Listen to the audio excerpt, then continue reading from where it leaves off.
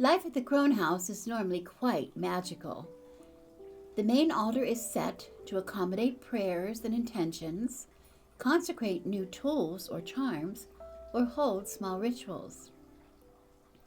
Buddha holds a space for healing, and the spell table comes alive as spells are cast and fed. My tarot guides are always on hand to connect me with my mystical nature and provide advice or guidance. But the new year has come slowly to Crone House as I find myself struggling to connect with my own magic. Most of the Yule decorations have been cleared away, but bits remain, stubbornly, standing in the way of anything new.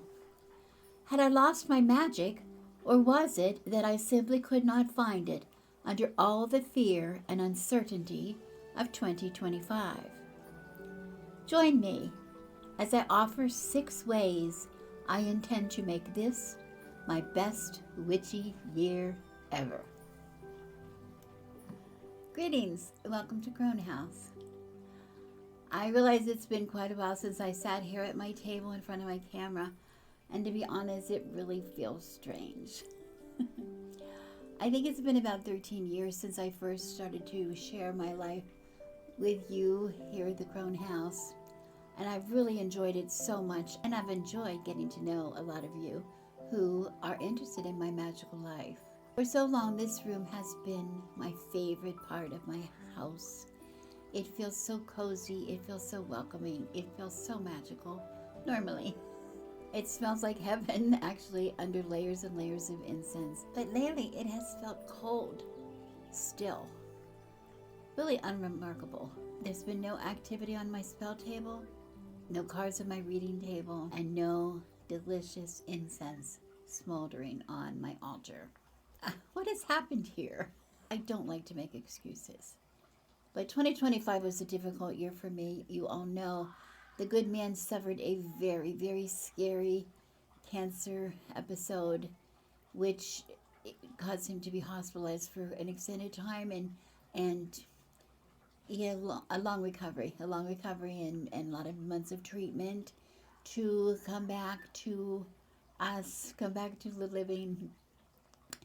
We recently lost our beloved Bayan that you know so well. He has shared so many of my spaces here that you have seen on my channel, in the garden and in here in the room, and he always was sticking his nose up into the camera somehow to be seen.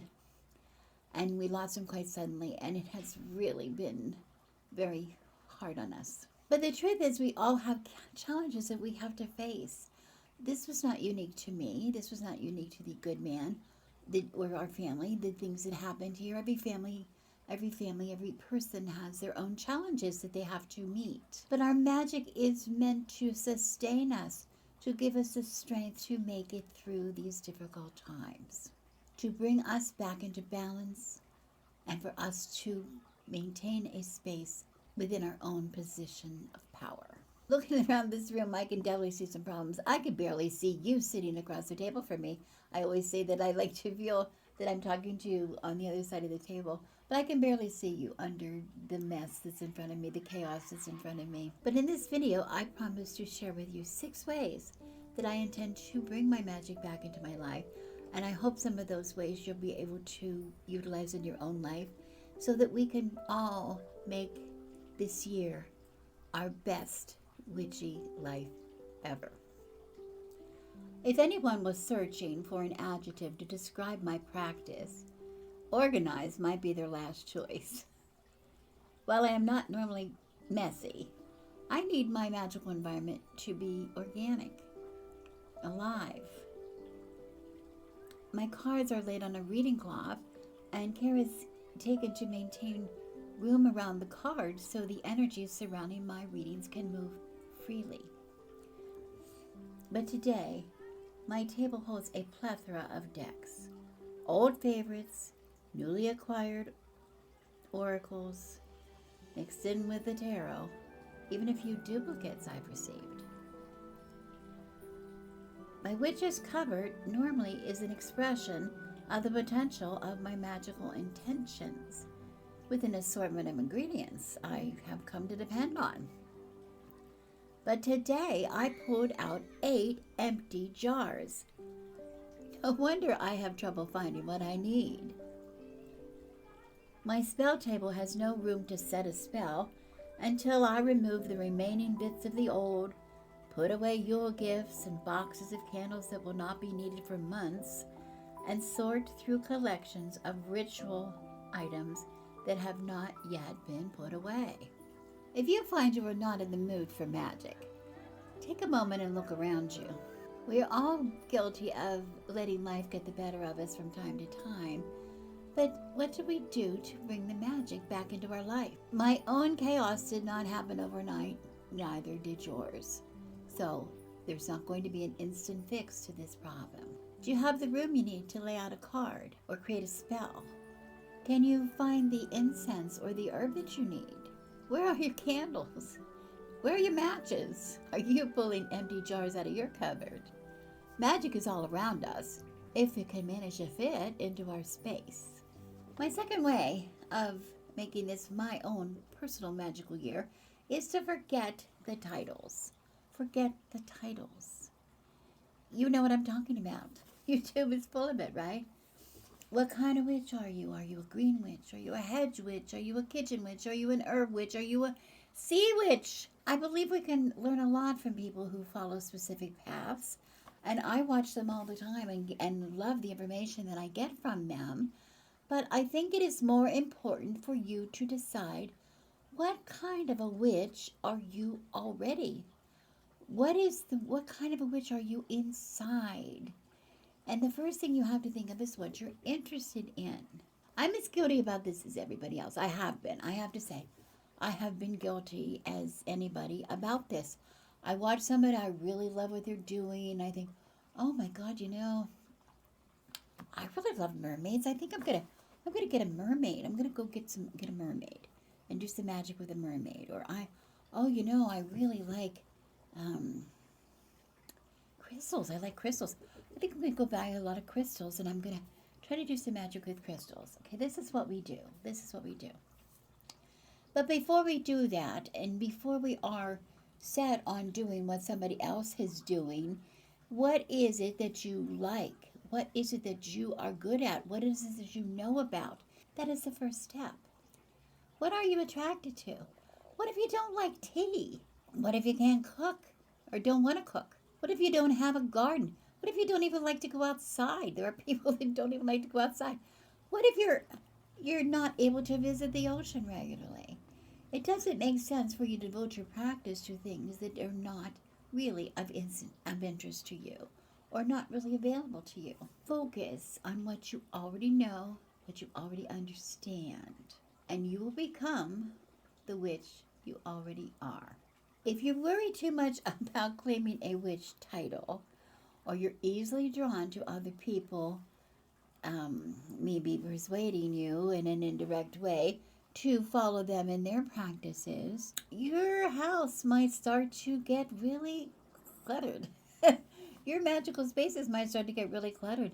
A little bit of what we were talking about in the first point about making room for your own witchcraft. If you have too much stuff, if your focus is scattered in too many directions, you're going to have trouble bringing your thoughts into one place and making your intentions be known. If you lose your focus and you find yourself buried under layers and layers of chaos, like I have, you won't be able to find room for your magic. The third way I can recapture magic here at Crone House is by doing a bit of magical housekeeping. I have showed you many times how we protect ourselves and our home both inside and out. We have mojo bags. I usually refer to these as purses, above our exterior doors, hanging above our windows and over our bed. Our house gargoyle holds special protection for our cats in their enclosed outdoor space. The dog wears a special talisman. Even our chickens are protected. We have buried quite a few witches' jars. We don't replace them. We simply add a new one if we feel the need. But other charms and purses weren't meant to be permanent. They tend to run out of steam after about a year. I was reminded of this when my sweet dreams purse that hangs over my bed ceased to protect me from disturbing sleep patterns. It was no help at keeping nightmares away. It had to go. I like to leave old purses and sachets in place, only removing them when I have a new one to take its place. I think even a little protection is better than no protection at all. We usually burn the old purses, although they can be buried, and then we add the ashes to our perimeter protection, which the good man spreads several times a year, or when our ash bucket is full. Once a bag is used, I do not open it. The ingredients inside are safe to burn, as is the bag itself. Any crystals or coins inside are collected from the cold ash and scattered onto the earth for the fairies. I often sew the spell bag closed and then place it in a carrier bag, and then it can be reused. The fourth way that I want to make this my most witchy year ever is by just simply doing it. Just doing it. Read, write, explore, play with your magic. Years ago, I was apprenticed to a master potter. I spent hours and hours watching him throw pot after pot, cylinder after cylinder. But no matter how many hours I watched him, my hands really remained clumsy and unskilled. And after he would do a demo, he often would leave me alone in the studio, and he would go inside for a bit of lunch or coffee even. And I felt abandoned, like, why is he leaving me alone out here? I don't know what I'm doing. But he expected me to duplicate what I saw him do in his absence. So that's what I tried to do, and I just tried and tried and tried to get control of the clay. And after days and days and weeks of this, my hands grew stronger. They grew more confident, and I grew more confident. And I eventually was able to make something recognizable, although it was very crude. I've watched endless cooking shows on TV. I have hundreds of cookbooks spanning many, many centuries. But they did not make me a proficient cook. I learned by doing, not by copying what I saw on TV or what I read in recipe books, but by repeating the necessary daily task of putting food on the table for a growing family. Often with few ingredients on hand and no money or transportation to get what it was that I might have needed. But I made delicious pasta sauce from little leftover bits of ketchup from the upside-down bottles that were lining the refrigerator door. I made delicious soups from bits of that and bits of this and things that were left in the back of the refrigerator. I called it blue soup. My children were horrified that I said that. But it was like, I don't know what it is, but let's put it in a soup. And it was delicious. It turned out to be delicious. I learned how to use it. I created a few family favorites. One of my children's favorite, tuna pickle on bun, which was a can of tuna, some leftover pickles, and some little bit of mayonnaise. And I spread it on the extra hot dog buns that came into a package that you just stick in the freezer because you run out of hot dogs and you have more buns than you need. And they end up going into the freezer and getting whatever they do in the freezer. But my children thought it was wonderful because I made it into a treat. In both of these cases, in order for me to succeed at all, I just had to do it. I would never have learned how to cook a meal or throw a pot if I would have depended on anything other than my will or my desire to succeed. In the major arcana of the tarot, the Fool sets out on a journey into the unknown, seemingly trusting the destination without fear. This card represents the limitless potential before him. The Magician holds infinite possibilities of creation that are fueled by his own power of desire. We are powerful When we create a strong inner world within our own minds, the outer, the manifestation, will follow. Yes, I want you to read, and I want you to watch what it is that other witches do. Read the books that they recommend, but do your own exploration. Journal about your dreams. Listen to what your cards or runes or your garden is trying to teach you.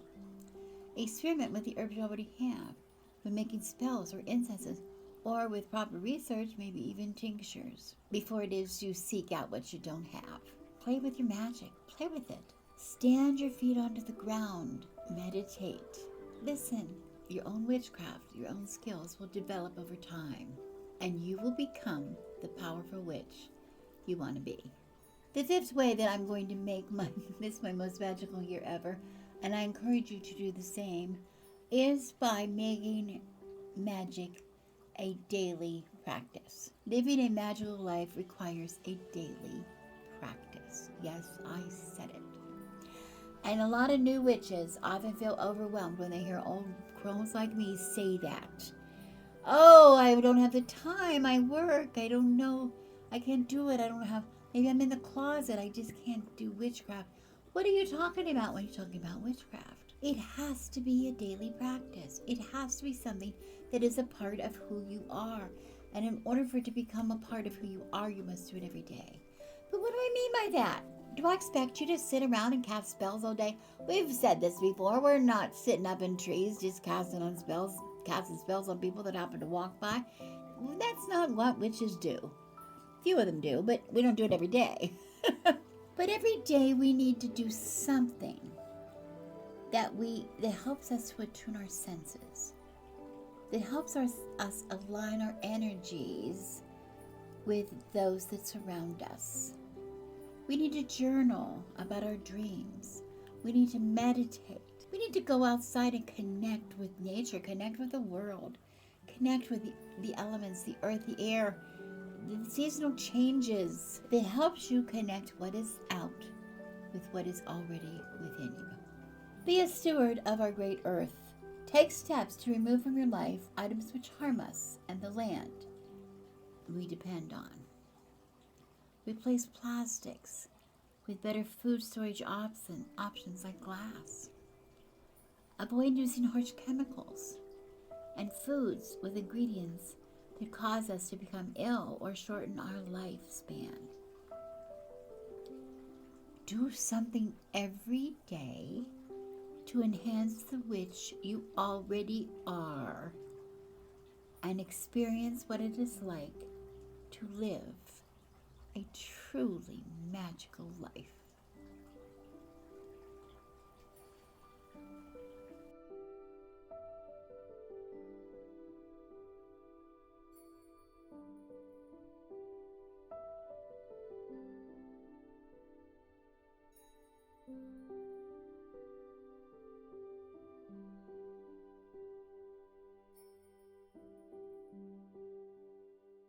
The final point that I want to make is talking about the difference between being a solitary practitioner and the idea of practicing in solitude.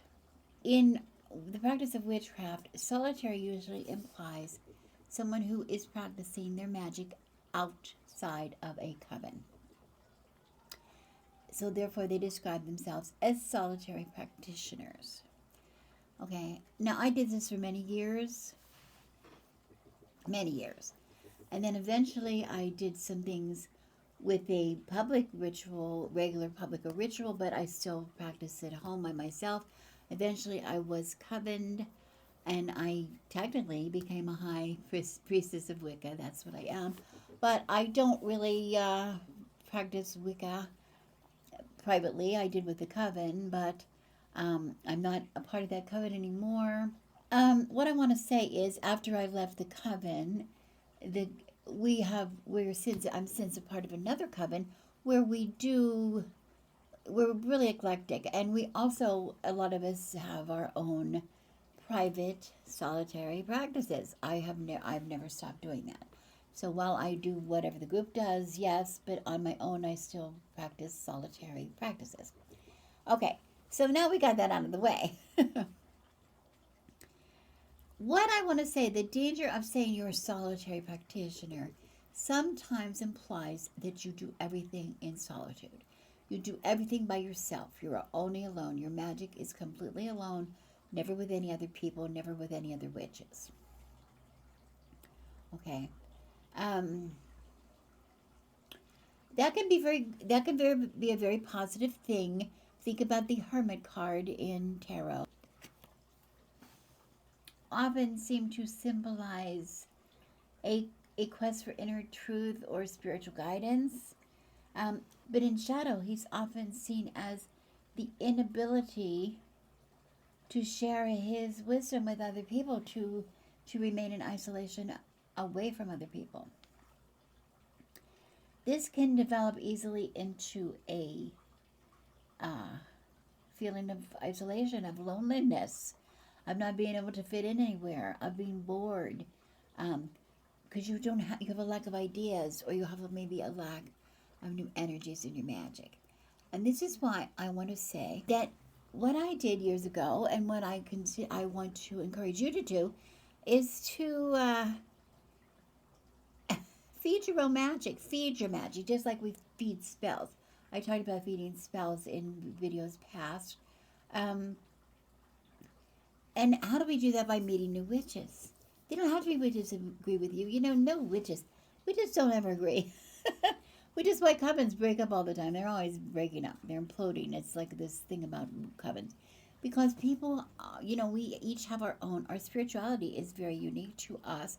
And the reason so many of us don't belong to organized, established religions, such as church religions, is because we just couldn't mesh with everything that they had set out for us, that you needed to believe in the doctrine of the church or whatever. Some of us just couldn't buy it. The same thing happens in a coven situation. So why am I telling you to meet other witches? I want you to grow. I want you to feed your magic by meeting other witches. It might teach you new and exciting ways to express your own magic, but the other thing it helps you do is to make you feel normal. If you're all alone by yourself and wherever you are, Kansas, I don't know, and you just don't have any, you're in a rural area, you don't have any witches around you, you can start to feel like you're not like anybody else. And you're like a lot of people. There are a lot of witches would be very welcoming just to meet you and to share your ideas, have you share your ideas with their ideas. That's a really cool thing about being a witch, that we really love to talk about ourselves. Okay, so what if you don't have anybody around you? Well, check around you. There might be some shops around you, paranormal shops, spiritual shops that have some kind of events they hold. Maybe your area holds psychic fairs or pagan pride regularly. You might look on the internet for Meetup. Under Meetup, there's a lot of places that they'll go and with other kind of people, witches like them, and they'll just get together and just have dinner together, have a share meal together and conversation and talk about things, about their practice. It's a really cool, fun way to be a witch and to make you feel more as a witch, to help you make your year the most witchy year ever. Don't be by yourself.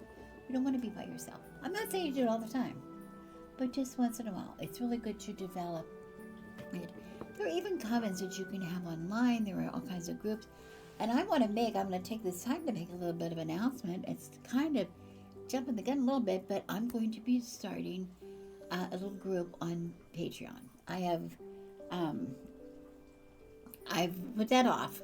I haven't wanted to do it, but it's hard to keep up with people, and I think there's some ways that we can do it and really build a community here, which is something that I want to do. So stay tuned. I'll be talking about it more in the future. But a couple of the things we're going to be doing are some live opportunities where we can actually talk to each other. Like people talking to each other. It's amazing. So just stay tuned for that. I hope this was a helpful video. We all get into the doldrums from time to time. We all get into just stuck, and we just can't go forward. I do it. I've been a witch for many, many years, more years than some of you have been alive. I've been trying to figure this out, and I want to tell you that I have to apply these steps in my own life. So if I have to do that in my own life, I hope you can do it to yours. Thank you so much for watching. I'm happy to be back with you. I hope I'm going to stay this time. I think I am. I really appreciate your, those of you who are still around, I really appreciate it so much. And as always, I am Rebecca here at the Crown House, and I wish you blessings.